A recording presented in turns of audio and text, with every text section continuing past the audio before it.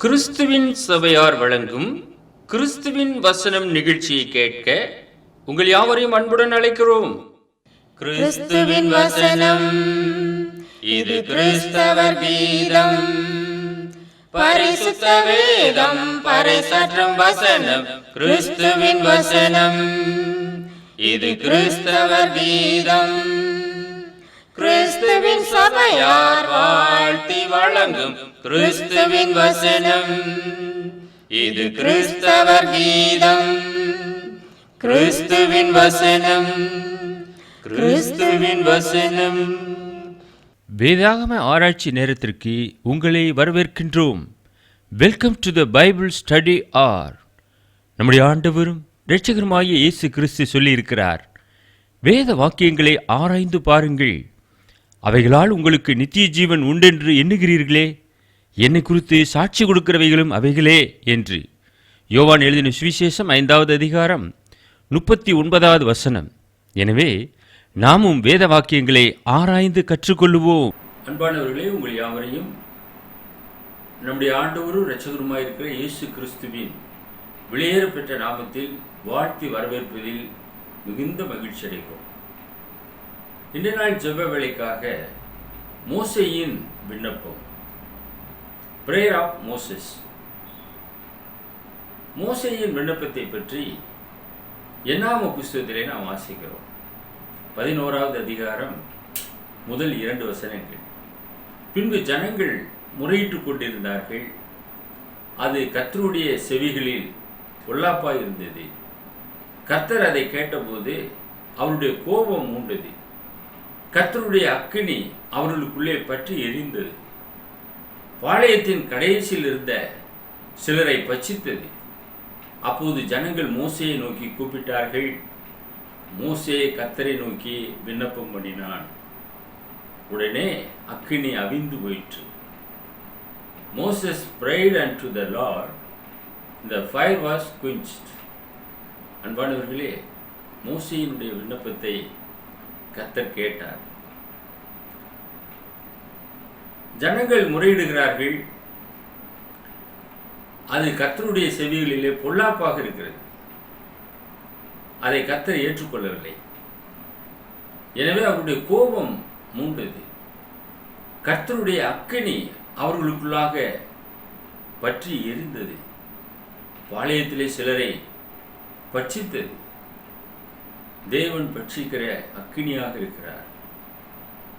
அவர்களுக்குள்ளாக அந்த பயம் வர வேண்டும் என்பதற்காக இது நடந்தேறியது.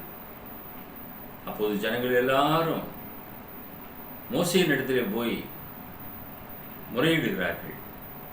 மோசே அதை கேட்டபோது கர்த்தரை நோக்கி விண்ணப்பம் பண்ணுகிறார். அந்த விண்ணப்பத்தை கேட்டு தேவன் அந்த அக்கினியை அவித்து போடுகிறார். அது அப்படியே அவிந்து போயிற்று என்று நாம் பார்க்கிறோம். மோசேயினுடைய ஜெபம் கேட்கப்பட்டது.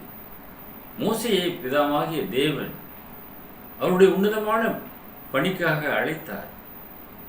இஸ்ரவேலை வழிநடத்தத்தக்கதாக மோசேயை தேர்வு செய்தார். இதை அறிந்த ஜனங்கள் எந்த பிரச்சனை வந்தாலும் மோசேயின் இடத்திலே போய் அதை சொல்வார்கள்.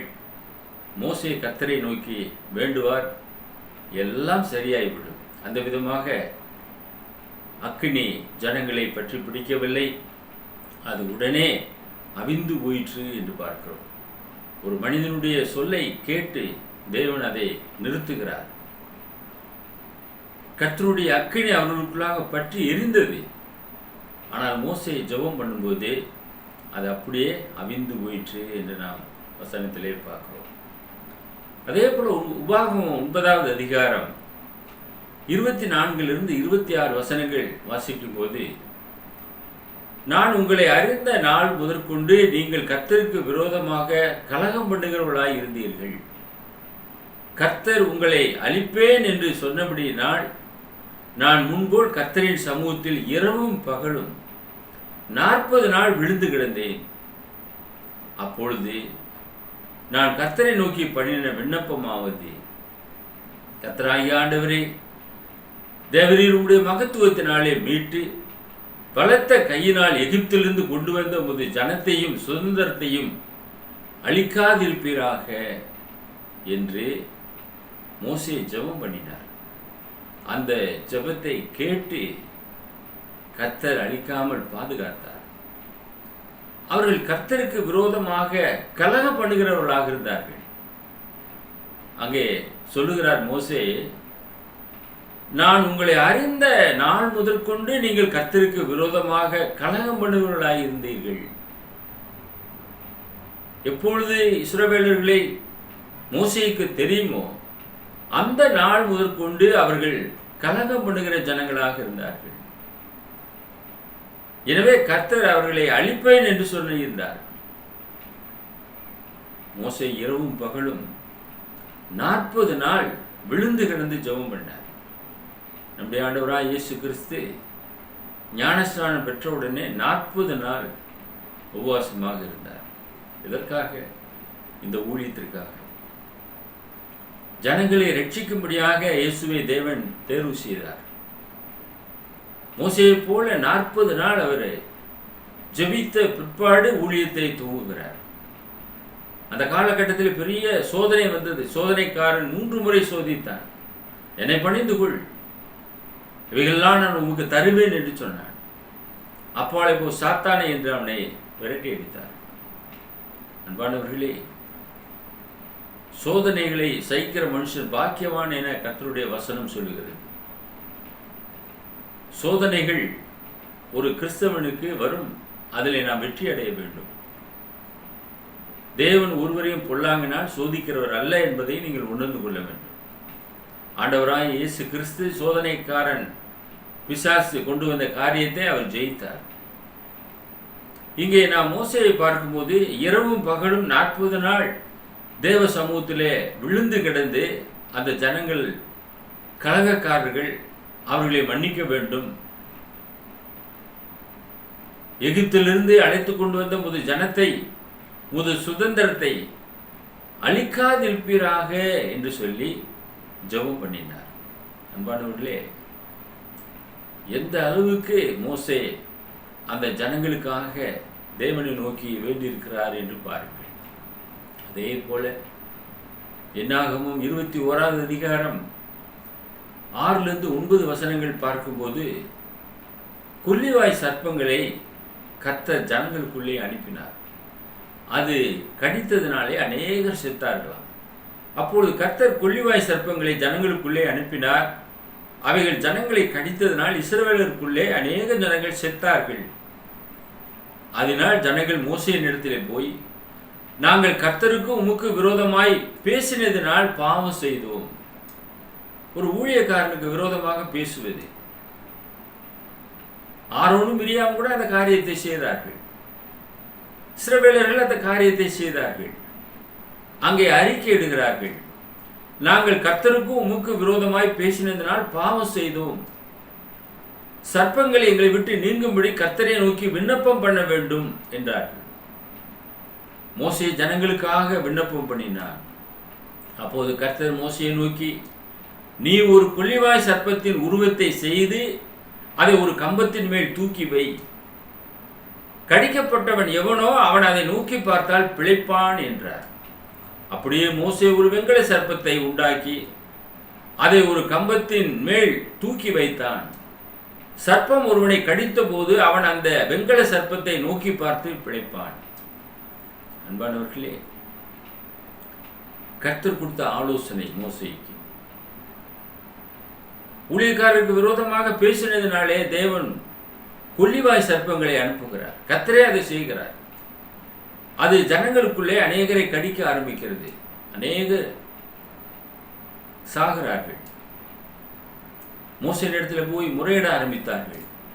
நாங்கள் கர்த்தருக்கும் உமக்கும் விரோதமாக பாவம் செய்ததினாலே இந்த விதமாக வந்தது.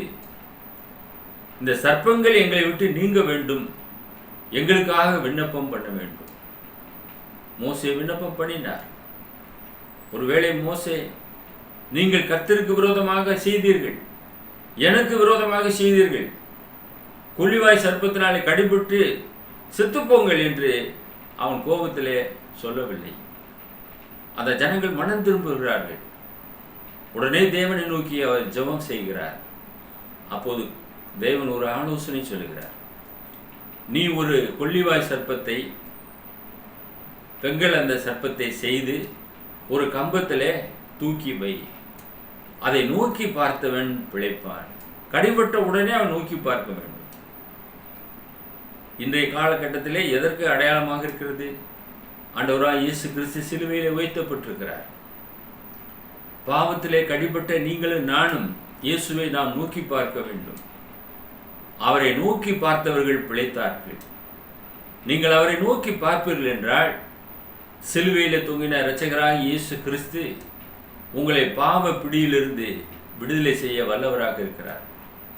நோக்கி பாராதவர்கள் பாவ கடியிலே அடிமைப்பட்டு பிடிபட்டு பாவம் அவர்களை மேற்கொள்ளுகிறது. பாவத்தின் சம்பளம் மரணம் வருகிறது. அந்த விதமாக அநேகர் மரித்து கொண்டிருக்கிறார்கள். எனக்கு அன்பான தொலைக்காட்சி நேயரே, சகோதரனே, சகோதரியே, அன்றைக்கு வெண்கல சர்ப்பத்தை நோக்கி பார்த்து கொள்ளிவாய் சர்ப்பம் கடியிலிருந்து விடுதலை ஆனார்கள் இஸ்ரவேலர்கள். இன்றைக்கு இயேசு சிலுவையிலே உயர்த்தப்பட்டிருக்கிறார். அவரை நோக்கி பார்ப்பீர்கள் என்றால் பாவ பிசாசின் பிடியிலிருந்து உங்களை அவர் விடுதலை செய்ய வல்லவராக இருக்கிறார். நோக்கி பார்த்து பிழைத்துக் கொள்ளுங்கள். உதாரணமாக பாருங்கள், மோசேயினுடைய ஜெபம் கேட்டு தண்ணீரை கொடுத்தார். யாத்திராகமம் 17வது அதிகாரம் 6 மற்றும் 7 வசனங்கள். அங்கே ஓரேபிலே நான் உனக்கு முன்பாக கன்மலையின் மேல் நிற்பேன், நீ அந்த கன்மலையை அடி, அப்பொழுது ஜனங்கள் குடிக்க அதிலிருந்து தண்ணீர் புறப்படும் என்றார். அப்படியே மோசே இஸ்ரவேல் மூப்பரின் கண்களுக்கு முன்பாக செய்தான். இஸ்ரவேல் புத்திரர் வாதாடிய நிமித்தம் கர்த்தர் எங்கள் நடுவில் இருக்கிறாரா இல்லையா என்று அவர்கள் கர்த்தரை பரீட்சை பார்த்தது நிமித்தம் அந்த ஸ்தலத்திற்கு மாறா என்றும் மேரிபா என்றும் பெயரிட்டார். எகிப்திலிருந்து புறப்பட்டு வந்த ஜனங்கள் தண்ணீர் பஞ்சத்திலே அகப்பட்டார்கள். குடிநீருக்கு மிகவும் கடினம், தண்ணீரே இல்லை. ஜனங்கள் மோசேயினிடத்திலே முறையிட்டார்கள். அங்கே ஓரேபிலே நான் உனக்கு முன்பாக கன்மலையின் மேல் நிற்பேன், நீ அந்த கன்மலையை அடி, அப்போது ஜனங்கள் குடிக்க அதிலிருந்து தண்ணீர் புறப்படும் என்றார். அப்படியே மோசே இஸ்ரவேல் மூப்பரின் கண்களுக்கு முன்பாக செய்தான். அதிலிருந்து தண்ணீர் புறப்பட்டது. அந்த தண்ணீரை எல்லாரும் குடித்தார்கள். அந்த கன்மலை யார் என்றால் இயேசு கிறிஸ்து. நாம் புதிய ஏற்பாட்டை நாம் படிக்கிறோம். அந்த கன்மலை கிறிஸ்து. கன்மலையின் தண்ணீரை குடித்தார்கள். இயேசு கிறிஸ்து ஜீவ தண்ணீரை நமக்கு கொடுக்க அறிந்திருக்கிறார். அவரிடத்துல நாம் விசுவாசமாக இருக்கும்போது ஜீவ தண்ணீரை அவர் நமக்கு கொடுக்க அறிகிறார்.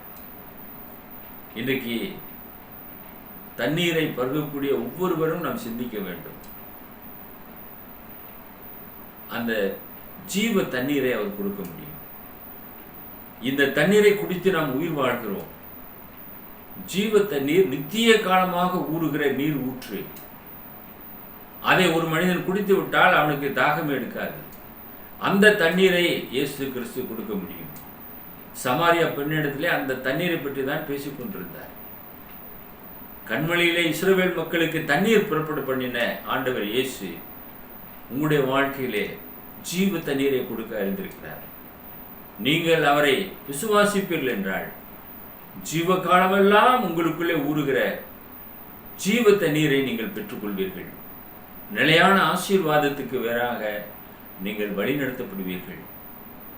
அங்கே இஸ்ரவேலர்கள் கண்களுக்கு முன்பாக கர்த்தர் சொன்னபடியாக அந்த கன்மலையை அடித்தான். அப்போது ஜனங்கள் குடிக்க அதிலிருந்து தண்ணீர் புறப்பட்டது.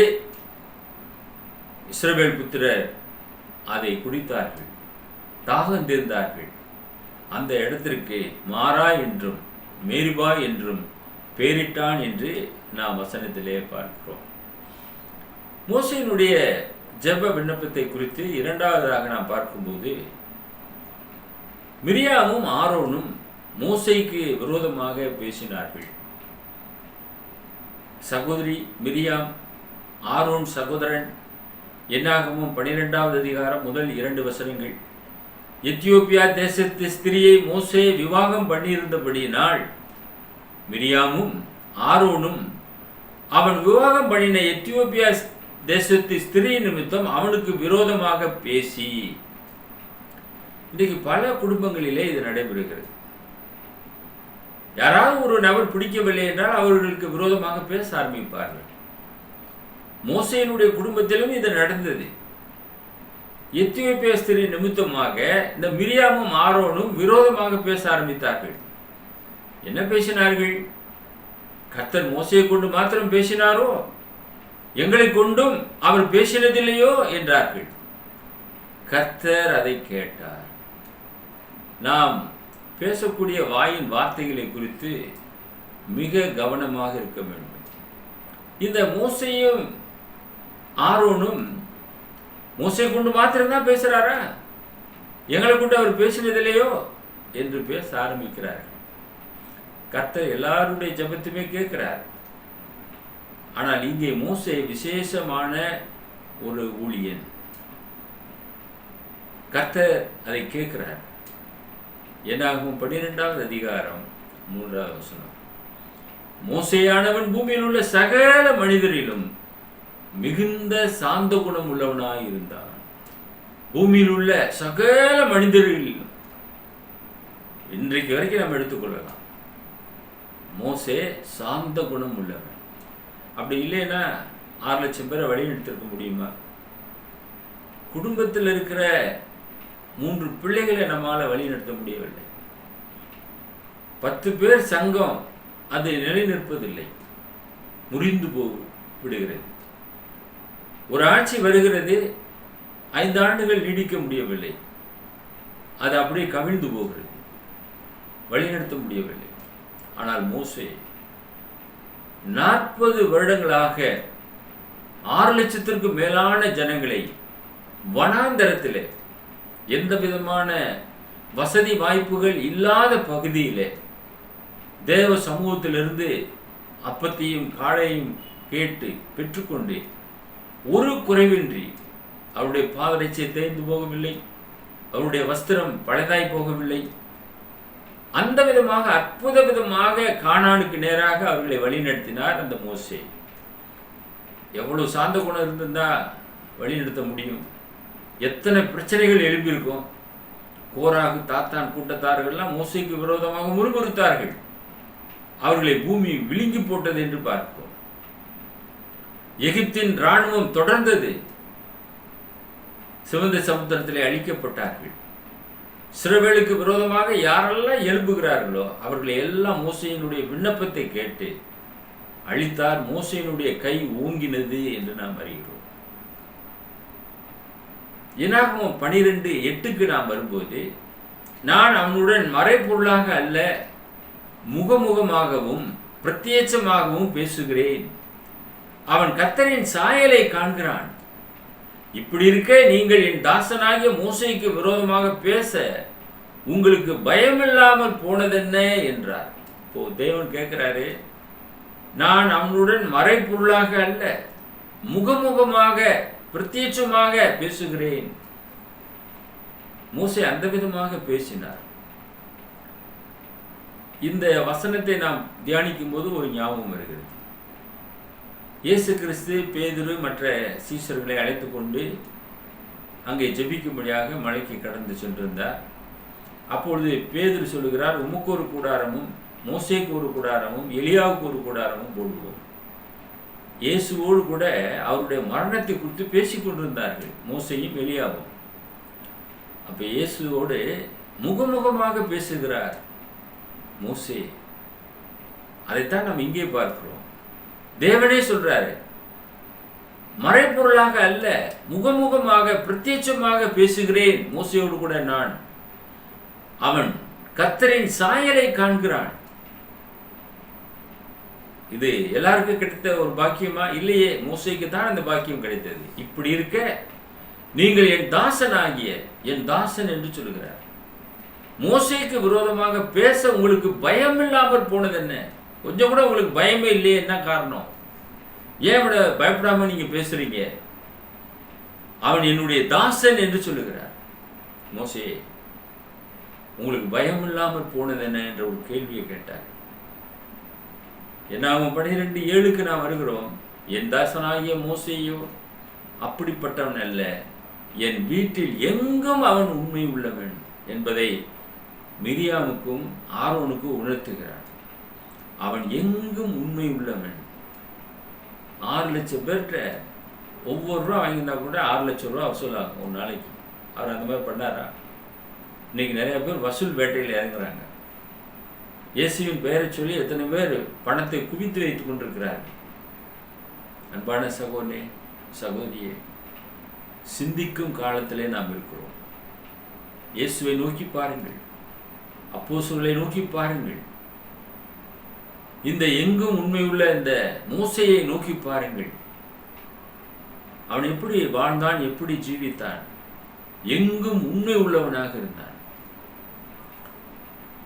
அவனுடைய நோக்கமெல்லாம் இஸ்ரவேலர்களை வாக்குத்தத்த அந்த பூமிக்கு அழைத்து செல்ல வேண்டும். கானான் தேசத்துக்குள்ளாக அவர்கள் பிரவேசிக்க வேண்டும் என்ற ஒரு கரிசனையோடு கூட அவர்களை வனாந்தரத்திலே வழிநடத்தி கொண்டு வந்தார் அந்த மோசே. அதனால தேவனே சொல்லுகிறார், நீங்க நினைக்கிறது போல அல்ல, மோசேயோ அப்படிப்பட்டவன் அல்ல, என் வீட்டில் எங்கும் அவன் உண்மை உள்ளவன் என்று தேவனே அவனை குறித்து சாட்சி கொடுக்கிறார். மூன்றாவதாக நாம் பார்க்கும்போது என்னாகமம் 20வது அதிகாரத்துக்கு நாம் வரும்போது 14-16 வசனங்கள்.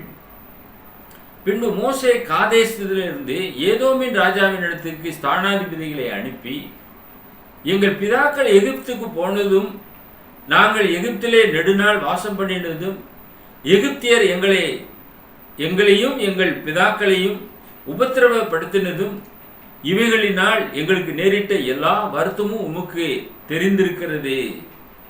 கர்த்தரை நோக்கி நாங்கள் மன்றாடினோம், அவர் எங்களுக்கு செவி கொடுத்து ஒரு தூதனை அனுப்பி எங்களை எகிப்திலிருந்து புறப்பட பண்ணினார்.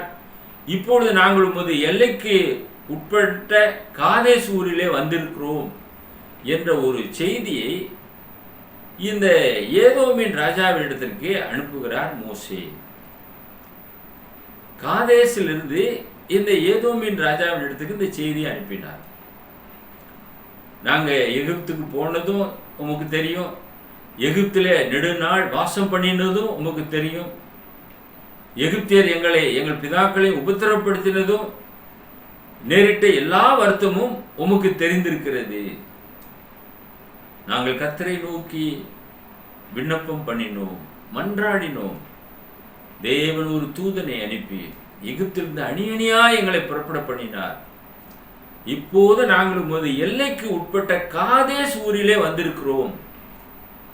அதனால எங்களுக்கு வழிவிட வேண்டும். உங்க வழியில போகும்போது தண்ணீரை நாங்கள் குடிப்பதற்கு அனுமதி வேண்டும். நாங்கள் போகும்போது எந்த விதமான தடையும் உங்கள் ஜனங்களாலே எங்களுக்கு வரக்கூடாது என்றெல்லாம் கேட்டுக்கிட்டார். ஆனால் அந்த ராஜா அதை ஏற்றுக்கொள்ளவில்லை. இந்த வழியாக வரக்கூடாது, வந்தால் நாங்கள் யுத்தம் பண்ணுவோம் உங்களோடு என்று அந்த வழியை அடைத்து போட்டார்கள், வரவிடாமல். இதனாலே அவர்கள் சுற்றி போக வேண்டிய ஒரு சூழல் ஏற்பட்டது. அன்பானவர்களே, ஏன் இஸ்ரவேலர்கள் 40 நாள் பயணத்திலே எகிப்திலிருந்து கானானுக்கு போயிருக்கலாம். ஏன் 40 வருஷமாக மாற்றி போட்டார் என்றால் இதனால தான். இந்த மாதிரி அவர்களுக்கு வழிகள் திறக்கப்படவில்லை, சுற்றி போக வேண்டிய சூழ்நிலை வந்தது. இன்னொன்று, இவர்களுடைய அவிசுவாசம், இஸ்ரவேலுடைய அவிசுவாசம் 40 நாள் பயணத்தை 40 வருடங்களாக மாற்றி போட்டார். நானும் என்னுடைய மனைவியும் எருசலேமிலிருந்து எகிப்துக்கு போனோம். டூர் போகும்போது 6 மணி நேரத்திலே அந்த பஸ் பயணம் செய்தோம். அதே ரோட்டில் 40 வருஷங்களாக வந்தாங்க இல்லையா, அந்த சிவந்த சமுத்திரம் இந்த வழியாகலாம் கடந்து வந்தாங்க இல்லையா, அந்த வழியாக வனாந்தரத்திலே அந்த பஸ் செல்லுகிறது. 6 மணி நேரத்திலே எகிப்துக்கு போய் விடுகிறது. இன்றைய காலகட்டத்திலே, அன்றைய காலகட்டத்திலே 40 வருஷமாக கால்நடையாக நம்முடைய முற்பிதாக்களாகிய இஸ்ரவேலர்கள் அங்கே எருசலேமுக்கு வந்து சேர்ந்தார்கள். கானான் தேசத்தை வந்து அடைந்தார்கள் என்று நாம் அறிவிக்கிறோம். உபாகமம் 4வது அதிகாரம் 7வது வசனம், நம்முடைய தேவனாகிய கர்த்தரை நாம் தொழுது கொள்ளுகிற போதெல்லாம் அவர் நமக்கு சமீபமாய் இருக்கிறது போல இவ்வளவு சமீபமாய் பெற்றிருக்கிற வேறே பெரிய ஜாதி எது என்ற ஒரு கேள்வியை வைக்கிறார். நாம் அவரை தொழுது கொள்கிறோம் அல்லவா? அவர் நமக்கு சமீபமாக இருக்கிறார். உடனே செவி கொடுக்கிறார். உடனே நன்மைகளை வாரி வழங்குகிறார். ஒரு குறைவின்றி வழிநடத்துகிறார். சிறவேளை காக்கிற தேவன் உறங்குவதும் இல்லை, தூங்குவதும் இல்லை. அன்பான நேயரே, உங்களையும் அந்த விதமாக வழிநடத்துகிறார். அதுக்குத்தான் ஆண்டவர் இயேசு கிறிஸ்துவை நமக்காக ஒப்பு கொடுத்திருக்கிறார். அவருடைய அடிச்சுவடுகளை நீங்கள் பின்பற்றுவீர்கள் என்றால் நித்திய காலமெல்லாம் அந்த ஆசீர்வாதத்துக்குள்ளாக நீங்கள் வழிநடத்தப்படுவீர்கள். உபாகமம் 4வது அதிகாரம் 10வது வசனம், உன் கண்கள் கண்ட காரியங்களை நீ மறவாதபடிக்கும் உன் ஜீவனுள்ள நாளெல்லாம் அவைகள் உன் இருதயத்தை விட்டு நீங்காதபடிக்கும் நீ எச்சரிக்கையாய் இருந்து உன் ஆத்துமாவை ஜாக்கிரதையாய் காத்துக்கொள். அவைகளை உன் பிள்ளைகளுக்கு உன் பிள்ளைகளின் பிள்ளைகளுக்கு அறிவிக்க கடவாய். சிறுவர்களுக்கு கொடுத்த ஆலோசனை, நீ அதை மறக்கவே கூடாது. உன் கண்ணால பார்த்த என்ன நடந்தது என்று.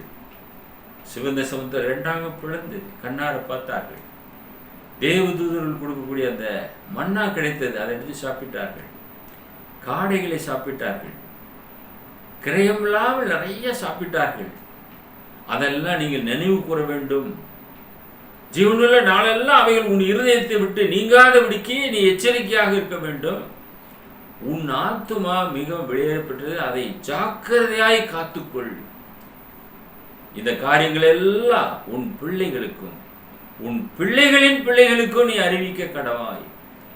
தீமோத்தேயு குடும்பம் அதை செய்தது. அவன் பாட்டியாகி லோவிசால், அவன் தாயாகி ஐனிக்கையால் வழி வழியாக இந்த போதனையை அவனுக்கு போதிச்சாங்க. அவன் கர்த்தருக்குள்ளாக வளர்ந்தான். நீங்க அதே போல உங்க பிள்ளைகளுக்கும் உங்க பிள்ளைகளின் பிள்ளைகளுக்கும் அறிவிக்க வேண்டும் என்று சொல்லுகிறார். கடைசியாக யாத்திராகமம் 32 அதிகாரம் 32 வசனம், ஆகிலும் தேவரீர் அவர்கள் பாவத்தை மன்னித்தருள்வீர், ஆனால் மன்னித்தருளும், இல்லாவிட்டால் நீர் எழுதின நம்முடைய புத்தகத்திலிருந்து என் பெயரை கிறுக்கி போடும் என்று ஜெபம் பண்ணார். மோசே அவ்விதமாக ஜெபித்தார். உம்முடைய புத்தகத்திலிருந்து என் பெயரை கிறுக்கி போடும். அன்பானவர்களே, வேதனையோடு இந்த வார்த்தையை அவர் தேவனை நோக்கி ஜெபிக்கிறார். அவங்க பாவத்தை மன்னித்தருள்வீனால் மன்னித்துடுங்க, இல்லைன்னா ஏன் பேர் எடுத்துருங்க, வேண்டாம். இது எனக்கு தெரியும். தேவன் சொல்றார், யார் பெயரை கிறுக்கி போட வேண்டும் என்பதை எனக்கு தெரியும் என்று தேவன் பதில் பேசுகிறார். அன்பான சகோதரி சகோதரியை, மோசே மிகுந்த சார்ந்த குணம் உள்ளவர். உங்களுக்காக நாங்கள் ஜெபம் செய்கிறோம். எங்களை நேசித்து வழிநடத்துகிற பரலோகத்தின் பிதாவே, நன்றி உள்ள இருதயத்தோடு நாங்கள் உம்மை துதிக்கிறோம், ஸ்தோத்தரிக்கிறோம். மோசேயினுடைய விண்ணப்பம் கேட்கப்பட்டதே. அவன் எப்படி சார்ந்த குணம் உள்ளவனாக இருந்தானோ அதே போல நாங்கள் எங்களுடைய வாழ்க்கையிலே பொறுமை உள்ளவளாக, சார்ந்த குணம் உள்ளவளாக, எங்களுடைய ஆத்துமாக்களை ஜாக்கிரதையாய் காத்துக்கொள்ளக்கூடியவர்களாக இருக்க எங்களை நீர் சத்திய பாதைகளை தொடர்ந்து வழிநடத்தி செல்ல வேண்டுமாய் வேண்டுதல் செய்கிறோம். அருமையான நேயருடைய ஜெபத்தெல்லாம் கேட்டு எல்லா விதமான நன்மைகளையும் மோசேக்கு அருளி செய்ததைப் போல எங்கள் யாவருக்கும் அருளி செய்ய வேண்டுமாய் இயேசுவின் விலையேற பெற்ற நாமத்தில் இந்த ஜெபத்தை தாழ்மையோடு ஏறெடுக்கிறோம் எங்கள் பரலோகத்தின் பிதாவே, ஆமீன். 355-8041. Another number 6379350509. Email address urgentandglory@gmail.com. View our The Word of Christ program on YouTube channel. May God bless you all.